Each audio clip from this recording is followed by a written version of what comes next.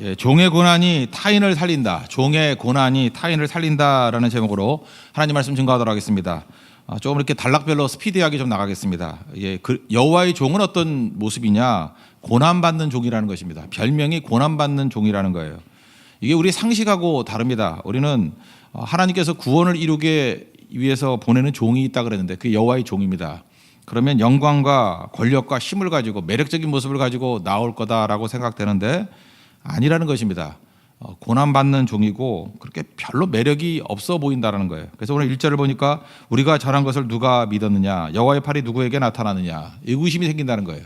저런 사람을 통해서 구원이 일어날까라고 하는 믿음이 잘 안 생기는 사람, 그리고 여호와의 능력이 임하는 사람이 여호와의 팔인데 저런 사람에게 하나님의 능력이 임할까, 이런 느낌이 든다는 거예요. 2절을 보니까 당시 개념으로는 허드렛 것이라는 거예요. 이렇게 뭐 강한 밧줄 이런 게 아니고 연한 순 같고, 그 다음에 땅에서 나온 마른 뿌리, 그것은 광야거든요. 광야에서 뭐 메마른 건조한 바람이 다 지나가고 난 다음에 생물이 없을 것 같은데 거기서 간신히 나오는 생물, 뿌리. 그러니까 뭐 이건 생명력이 없다 그런 뜻이죠. 근데 거기 그 모습 같대요. 그리고 없다가 나오지 않아요. 고운 모양도 없고 풍채도 없고 아름다운 것도 없고, 그래서 당하는 게 멸시당하고, 또 이 간고라는 건 고난이 많다는 뜻이고 질고라는 것은 병이 많다는 거예요. 간고는 가난하다는 뜻이에요. 가난과 질병이 있는 모습. 그리고 우리가 도움받아야 될 모습 아닙니까? 저런 사람이 어떻게 우리를 구원할 수 있어? 그런데 그런 모습의 여호와의 종이 우리에게 구원을 가져온다라는 것입니다. 우리 개인적인 모습을 놓고 보세요. 이거 예수님의 모습이지만 예수님의 길을 따르는 우리들도 마찬가지예요. 내가 어떤 사람들을 구원하고 할 때 우린 뭐 위로부터의 능력을 주십시오, 또는 또 화려한 영광 가운데 처해서 이제 그런 힘을 가지고 이렇게 딱 건져내야 될 것 같이 보이잖아요. 교회에서도 하나님의 일을 할 때 이렇게 영광스러운 모습으로 뭐 능력 있는 모습으로 나가야 우리가 누구를 건져낼 것 같지 않습니까? 이제 그런 마음이 다 있잖아요. 그런데 실제로 한번 들어가 보라고요. 고난당한 사람들을 통해서 하나님의 일이 이루어져요. 그죠? 어떤 때 이유 없는 것 같아요. 이유 없이 가정에 고난이 있고요. 어떤 사람은 이게 육체적인 질병이 있고 그냥 이렇게 건들면 눈물을 흘리는데, 저는 처음에는 은혜 받아서 눈물을 흘린 줄 알았더니 아니, 너무 고통이 심해서 우는 거예요. 어떤 주제가 나오면 다 걸리는 거예요, 마음에. 그러면 자기 자신도 추스리지 못하는 저런 사람이 무슨 일을 하겠나. 그렇지 않더라는 거예요. 그 고난받는 종이 하나님을 의지하고 자기 아픔을 통해서 하나님의 능력이 임하는 그릇으로 삼는 거예요. 근데 그런 사람을 통해서 공동체가 건진받고 수없이 많은 사람들이 구원받게 되더라는 것입니다. 그래서 이걸 그냥 슬로건 같이 얘기할 때는 뭐라 그러죠? 하나님께서 약한 자를 사용하신다는 거예요. 고난 통해서 사용하신다는 것입니다. 저는 그런 의미에서 우리가 가지고 있는 모든 아픔과 고난, 이런 것들은 우리의 자산입니다. 거기에 하나님의 능력이 임하는 거고, 하나님이 그런 사람을 통해서 일하신다는 것입니다. 예수님의 모습이 그랬고, 또 예수님이 부르시는 그의 제자들이나 그의 종들의 모습도 다 그런 모습이더라는 것입니다. 이게 첫 번째 얘기예요. 그래서 우리의 기대하고는 다르더라는 거예요. 예상과는 다른 사람을 쓰시더라. 그게 여호와의 종인 메시아 예수님이셨고, 예수님이 부른 제자들 보세요. 다 같이 고난받는 사람들이었고, 고린도전서 뭐 1장에 나오잖아요. 부르심을 보라고, 그 지혜 있고 강한 사람이 있냐고, 다 약하고 부족하고 그런 사람들 불러서 하나님이 사용하시는 거 아니냐. 그래서 우리의 예상, 이런 것들 빨리 이거 바꿔야 된다고 생각을 합니다. 여기 간고와 질고 그랬는데 얘기하잖아요. 찢어지게 가난한 사람을 간고라 그러거든요. 질고는 뭐냐 하면 질병의 사람, 아픔이 있는 사람, 지금 몸에 병이 있는 사람이에요. 여기서 희망을 갖지 않습니까? 이게 세상 사람들은 일 못한다 그러잖아요. 근데 하나님께서는 그런 사람을 들어서 하나님의 거룩한 일을 이루신다는 것입니다. 두 번째 토픽, 여호와의 종은 이 고난 당하는데, 이 고난 당하는 것이 무의미한 게 아니고 그것을 통해서 타인을 살린다는 것입니다. 그러니까 이게 예수님께 적용하지 말고 나한테 적용한다 그러면 내 고난이 다른 사람을 살린다는 거예요. 이게 4절, 5절, 6절에 나오는데 4절 보시면 우리의 질고를 지고 우리의 슬픔을 당하였거늘, 우리는 뭐라고 그랬죠? 징계 받아가지고 하나님께 고난 당한다 이렇게 생각을 했다는 거예요. 근데 본질은 뭡니까? 5절, 그가 찔림은 우리의 허물 때문이요 그가 상함은 우리의 죄악 때문이라. 징계를 받음으로 우리가 평안을 누리고 채찍에 맞음으로 우리가 나음을 입었도다. 내가 당하는 고난, 예수님이 당하는 고난이 우리를 살렸듯이 내가 당하는 고난이 다른 사람들을 살리게 된다는 것입니다. 그래서 하나님께서 우리에게 의미 없는 고난을 주시는 게 아니라는 거예요. 우리에게 주시는 고난, 그걸 통해서 얼마나 많은 영혼들이 살아나는지를 모릅니다. 사실 다음 주에 제주 선교를 떠나게 되는데 뭐 이제 물질적인 희생도 있을 수 있고 또 환경적으로는 어려움을 또 겪을 수도 있겠죠. 또 현장에 가보세요.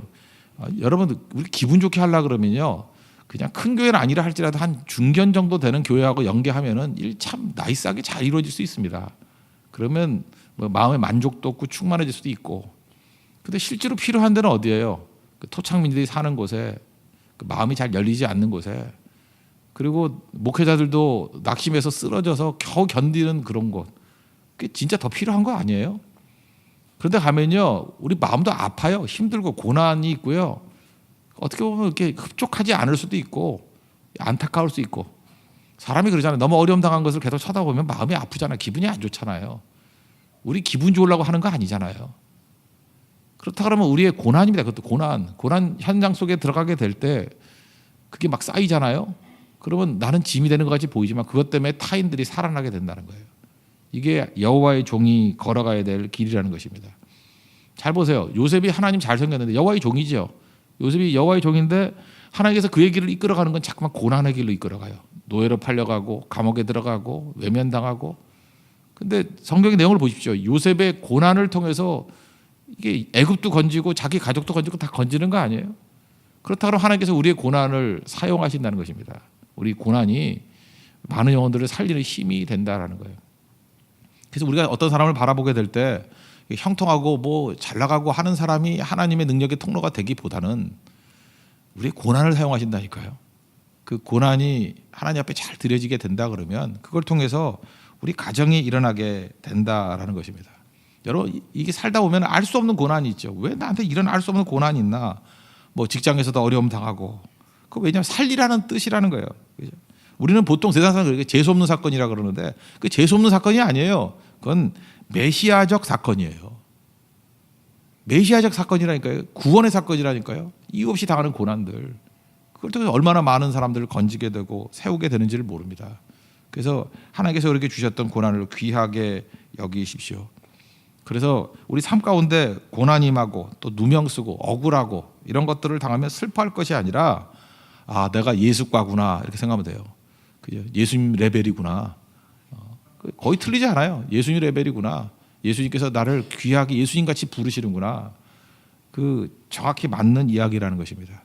그래서 오늘 첫 번째 토픽과 두 번째 토픽 이거는 합쳐서 한번 본다 그러면 우리가 예상하는 거는 다르게 여호와의 종은 고난받는 종이에요. 별명이. 그죠? 고난받는 종이고 그 고난의 의미는 뭐냐? 개고생 그런 거 아니에요. 내 고난이 그냥 타인을 살리는 고난이 된다는 것입니다. 내 고난이 우리 가정을 살리는 거예요. 내 고난이 그냥 우리 공동체를 살리는 거예요. 내 고난이 교회를 살리는 거예요. 하나님께서 그렇게 사용하신다는 것입니다. 그게 여호와의 종이라는 거예요. 그러면 이제 자세를 한번 보게요. 자세까지 보겠는데 이제 7절, 8절, 9절에 자세가 나오는데 크게 보면요. 하나님께 대해서는 믿음이고 사람에 대해서는 사랑이 있어야 된다는 거예요. 우리가 이 사역을 잘 못하는 이유가 뭐냐면 믿음이 없기 때문이에요. 하나님께 대한 믿음이 없기 때문에. 또 하나 우리 수평적으로는 성도들과 우리 양떼들에 대한 사랑이 없기 때문에 이 사역이 안 되는 겁니다. 그래서 없기 때문에 내 문제예요. 내 문제. 흔들리지 않는 두 축이 있는데 믿음과 사랑인데 믿음은 하나님에 대한 거예요. 하나님께서 전능하신 하나님이고 최종 승리를 주신다라는 흔들리지 않는 믿음. 그죠? 하나님께서 합력하여 선을 이루신다는 흔들리지 않는 믿음. 그게 있어야 될 것이고 수평적으로는 성도들의 삶에 대해서 무조건적인 사랑. 사랑이 흔들리지 않으면요. 이 다 사역을 이루어낼 수 있다는 것입니다. 이제 7절을 보니까 핵심은 이거예요. 그 도살장에 끌려가는 양이 있는데 조용히 끌려간다는 것입니다. 그 끌려갈 때 돼지는 안 돼요. 그래서 꾀꾀꾀꾀 시끄럽답니다. 근데 이상하게 양은 죽으러 가는데도 불구하고 양은 소리가 없대요. 더 슬프죠. 그러니까 우리가 하나님의 일을 하면서 고난 당하면서도 소리 지르면 안 된다는 거예요. 이렇게 양과 같이 입 다물고 가라는 거예요. 잠깐 떠들면 돼지입니다. 잠깐 떠들면 돼지예요. 그 이유가 뭘까요? 이걸 통해서 하나님이 일하신다는 걸 믿기 때문에 이게 하나님께 대한 믿음이고 또 왜 죽는 거예요? 대속이 죽음이거든요. 살리기 위해서 죽는다. 사랑이죠. 사랑은 기꺼이 죽을 수 있다라는 것입니다. 시끄러운 이유가 뭐냐? 누구를 위해서 죽을 수 있다라는 것은요. 우리 하나님께 대한 거는 두 번째로 치고 누구를 위해서 죽을 수 있다라는 것은 두 가지가 없어져야 돼요. 내 이기심이 없어야 되고 욕심이 없어야 되잖아요. 이기심이 언제 죽죠? 욕심이 언제 죽죠? 큰 사랑을 만나면 죽어요.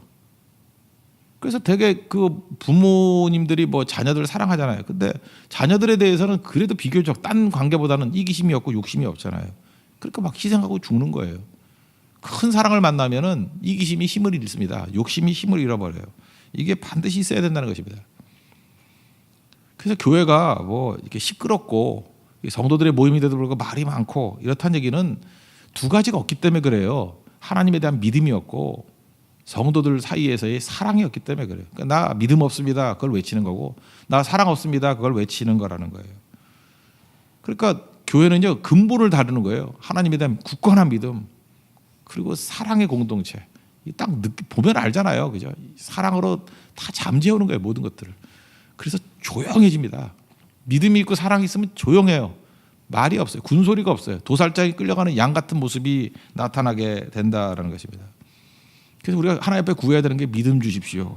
또 사랑 주십시오. 이게 꼭 필요하다라는 것입니다. 언제 우리의 일과 우리의 사역이 이렇게 질적인 차이가 나타납니까? 우리 성도들 뭐 일 시켜 보면은 이게 질적인 차이가 있어요. 그게 이제 테스팅인데 보면 금방 알죠. 첫째는 이거예요. 이익이 있느냐 없느냐. 자기 이익이 걸린 문제는 되게 잘하고 이익이 없는 문제, 그러니까 이익이 없는 건 희생이잖아요. 죽는 거 그건 안 하고. 그럼 그 속에 적어도 여호와의 종의 자세인 두 가지 믿음과 사랑이 없는 거죠. 그러니까 이익 보면 알아요. 그래서 어떤 사람의 수준은 이익이 있는 문제를 놓고 보면 금방 파악이 되는 거고 또 하나는 크기죠. 크기. 사이즈가 큰 일을 할 때는 뭐 되게 열심히 하는 것 같이 보이는데 작은 일, 지극히 작은 일 할 때는 소홀히 하는 거예요. 그럼 그게 질적인 차이가 나타나는 거라고요. 그리고 또 하나는 눈에 보이는 것. 보이는 일 할 때는 열심히 하다가 또 보이지 않는 곳에서는 이게 흐트러져 버리는 거예요. 이게 질적 차이를 나타내거든요. 삼류들은 보일 때만 해요. 삼류들은 이 걸릴 때만 해요. 삼류들은 큰 일만 잘해요. 그런데 여호와의 종의 수준, 그러니까 하나님께 쓰임 받는 능력의 통로가 되는 여호와의 종들은요, 크기에 관계없이 충성하고요, 보나 안 보나 충성하고요, 자기 이익이 아니라 그냥 죽으러 갑니다. 그게 여호와의 종의 자세라는 거예요. 여러분 우리의 자화상이 예수님의 모습이라 그랬죠. 그게 우리의 모습이 자세가 돼야 돼요. 그 자세로. 이건 무조건입니다. 여호와의 종은 이런 자세로 갈 때에 능력이 나타나게 된다는 것입니다. 저는 오늘도 주의 성령께서 여러분들에게 이런 여호와의 종으로서의 태도와 자세를 갖게 만드는 은혜를 주신다고 믿습니다. 그게 우리 성도의 성장이에요. 그게 성숙이고 그게 믿음입니다. 여러분 믿음 흔들리지 말고 사랑 흔들리지 않는, 그래서 잘 쓰임받는 하나님의 종 되기를 바랍니다. 이 모든 걸 다 이루었습니다. 10절, 11절, 12절은 이제 결과인데 10절에 보니까 여호와께서 기뻐하시는 뜻을 성취하리로다. 이제 십자가 다 지셨다는 거, 이루셨다. 그리고 11절을 보니까 영혼의 수고한 것을 보고 만족하게 여길 것이라. 다 이뤘다는 거죠. 만족하실 것이다. 예수님께서 대속의 사역을 하셔서 구원의 근거는 다 이루어 주셨습니다. 예수님의 보혈의 피로 구원받지 못할 영혼이 없고요. 예수님, 그러니까 말씀만 증거하면, 성경만 들어가면 모든 사람들이 다 살아날 수 있습니다. 근데 문제는 뭐죠? 공급에는 문제가 없는데 분배 시스템에 문제가 있는 거예요. 제가 이전교회에 있을 때 우리 황은호 목사님하고 또 어떤 목사님하고 한번 여러 군데 구제 사역 참 많이 보냈거든요. 그런데 이렇게 돈만 주면 안 되고요. 현장에 진짜 사줘야 돼요. 제가 인도네시아라고 기억나는데 인도네시아 아체 지역에 지진이 났어요. 그래서 자카르타 갔다가 또 뭐 비행기 바깥 타고 하여튼 2주 동안에 2번인가 3번인가 갔었어요. 그냥 갔다 또 오고 갔다 오고. 근데 그때 뭐 돈 얼마 줬나 뭐 한 몇만 불 줬던 것 같아요. 근데 그 물가가 싼 나라니까 그 준 돈 다 쓰지도 못하고 오더라고요. 뭐 얼마 뭐 한 10,000불어치 샀더니 몇 트럭이 되더래. 도로가 없잖아요. 지진 때문에. 그리고 사회 이게 시스템이 잘 안 돼 있잖아요. 그러니까 본부에 아무리 많은 물자를 갖다 줘도 그 물자보다 더 비용이 드는 게 뭐냐면 분배예요, 분배. 그 어려움 당한 사람한테 갖다 주는 데까지가 더 힘든 거예요. 그 해보고 느꼈던 게 뭐냐면 마음 갖고 되는 게 아니구나. 이 분배 시스템을 갖춰야 되는 거구나. 이게 굉장히 중요하다는 거예요. 예수님께서 무한대로 우리에게 구원의 공급은 주십니다. 다 주시잖아요. 우리 한 사람 한 사람이 분배자가 돼야 돼요. 뭐든지 우린 지금 분배가 잘 안 돼 있거든요. 그래서 하나님께서 어떤 사람에게 뭐 쉽게 이해하려고 해요. 돈을 줬어요. 돈을 엄청 줬어요. 그랬더니 그 가지고 있는 돈을 가지고 자기만 써. 그러면 이런 거하고 똑같은 거죠. 식량을 한 1,000명이 먹을 수 있는 걸 줬는데 자기하고 자기 가족만 먹는 걸 끝내버려. 나머지 900명 넘는 사람들 굶어 죽어요. 그거 악이죠. 근데 어떤 때 그 마음이 흡축하겠어요.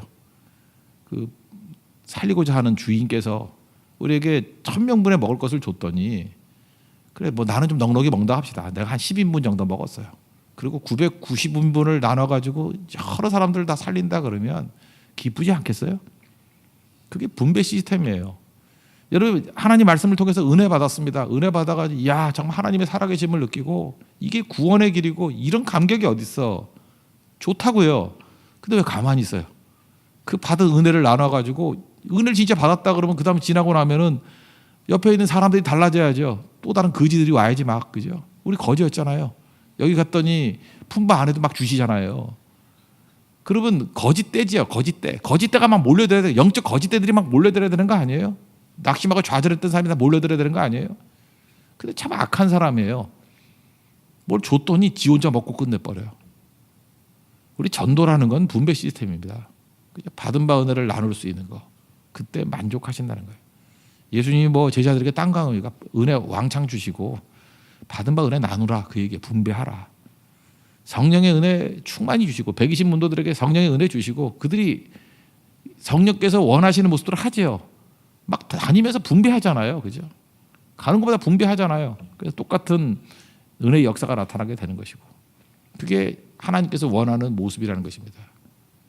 오늘 여호와의 종에 대한 종합적인 얘기 53장 굉장히 중요한 말씀인데 우리가 기대하는 것 같이 영광과 힘 가지고 나오는 게 여호와의 종이 아니고 고난의 종이라는 거예요. 고난의 종. 고난받는 종. 그러면 여러분들 이거는 약간은 좀 자신 있죠.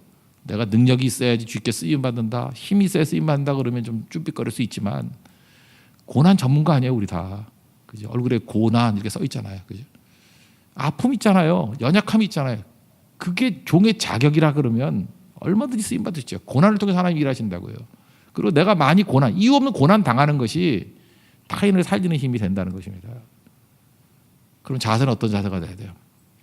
이렇게 한다라는 하나님의 뜻을 믿어야 되겠죠. 하나님에 대한 흔들리지 않는 믿음. 그리고 성도들에 대해서 무조건적인 사랑. 말이 많아지고 원망이 많아지는 것은 믿음이 없는 거고 사랑이 없는 거예요.